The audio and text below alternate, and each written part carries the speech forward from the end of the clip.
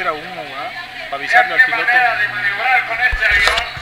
Impresionante lo que ella puede realizar. Creo 700 como giros.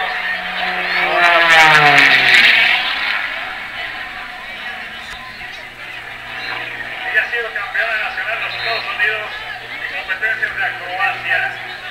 Forma parte del equipo. La caída libre, eso me encanta, cuando se deja caer, mira, como si hubiera perdido el control del bicho avión. Uy, qué bonito.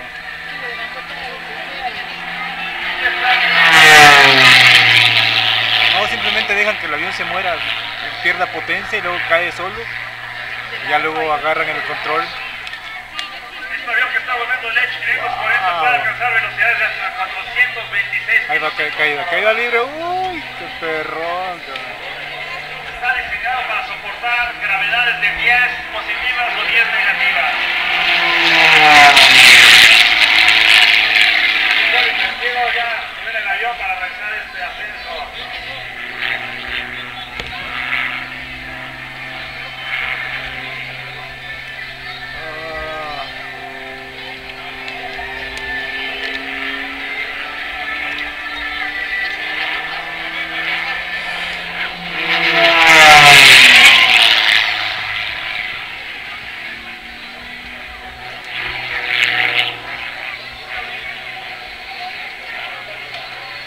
¿Vuelves el motor?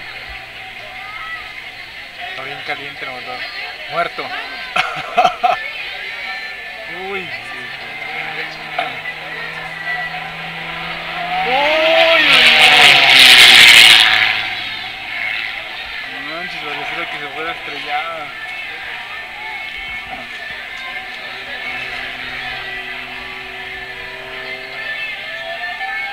Aquí Melissa nos está demostrando que las mujeres pueden y vaya que sí. Una investigación para aquellas chicas que estén interesadas en ser pilotos. Estas personas desde los 17 años está volando. Un mortal cualquiera se desmayaría por las fuerzas de gravedad que se generan ahí.